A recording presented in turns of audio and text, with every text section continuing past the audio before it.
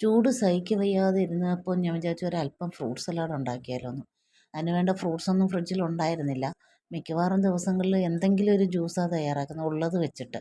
പിന്നെ ഞാൻ fruit salad തയ്യാറാക്കാനായിട്ട് അല്പം കസ്കസ് എടുത്ത് കുതിർക്കാൻ ആദ്യം വെച്ചിട്ട്, ഉണ്ടായിരുന്ന ഫ്രൂട്ട്സ് എന്ന് പറഞ്ഞാൽ ഒരു ഓറഞ്ച് ഉണ്ടായിരുന്നു, ഒരു ആപ്പിൾ ഉണ്ടായിരുന്നു, ഒരു മാമ്പഴം ഇരുന്നു, ഒരല്പം മുന്തിരി ഇരുന്നു.